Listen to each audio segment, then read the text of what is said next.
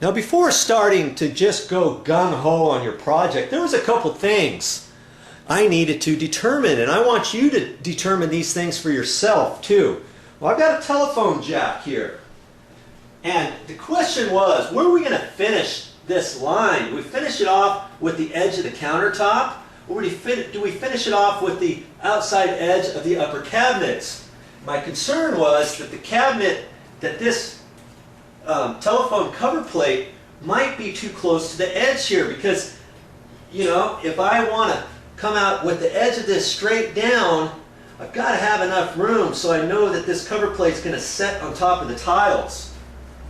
You all want to make sure that your look is what you're after, okay? So I got my level out here, plumbing that up, and that's where my line's going to be, and it looks like I got a good ½ inch after the cover plate.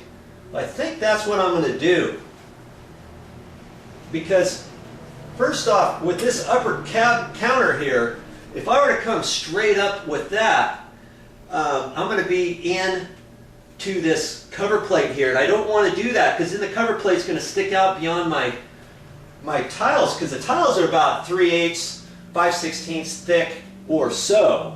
And I want to have a nice grout edge on there and have it all pre-finished. I don't want anything sticking out. If I didn't have this telephone jack here, what would I have done? Would it have been better to go from this edge straight up and be short of the outside edge of the upper cabinet, or would it be best to come straight down? That's for you to think about on your project. Sometimes your cabinets are going to have an inside corner, and you're going to have the area is already mapped out of exactly where you're going to stop the tile. But that's one thing to take into consideration. So I got that kind of figured out over there. What are we going to do over here? Now see where the upper cabinet is? You've got to determine where are you going to stop this. And I made the determination. Now I'm going to stop it right here on the inside corner of the wall, right there. I don't want to return the tile out to here, because that might look kind of funky.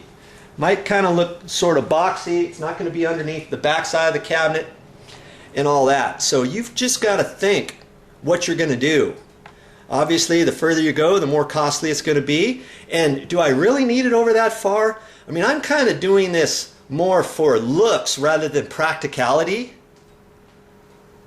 and it's just going to make the kitchen area look a little bit warmer, bring some warmth into the room, and that's what I'm trying to achieve here. Now that I've made a few decisions on where the tile is going to go and getting the materials and all that, I still want to think about this carefully. Is there something I wanted to do prior, anything on the wall? And this is something I want you to think about for yourself. And what I'm going to do is I'm going to take this 2-gang outlet area out. There's a switch here for the garbage disposal, and there's also an outlet here to plug in for appliances and that kind of thing. Well, I'm going to cut this, I'm going to take this out of the wall, and I'm going to put a 3-gang cut-in box in here. And that's going to be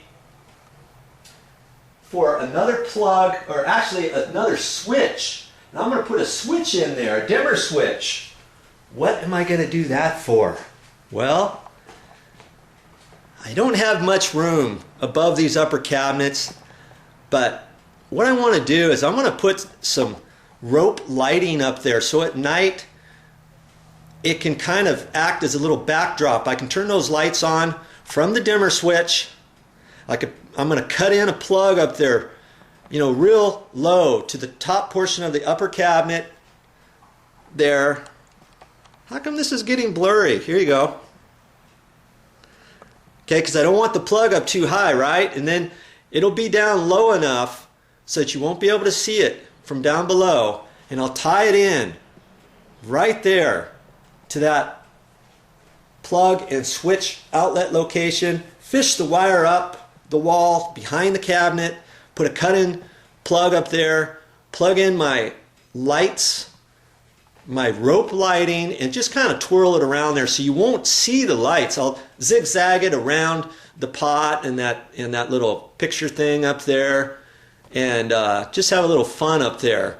And it's going to throw a nice glow to the bottom edges of all that, as well as the wall and the ceiling area a little bit. And I'll have it controlled by a dimmer right down here. Isn't that going to look good? I think it's going to.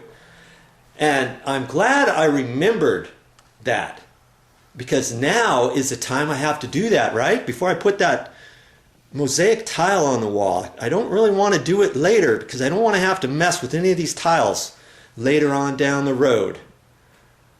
So I want you to think about it too. Do you have a duplex plug?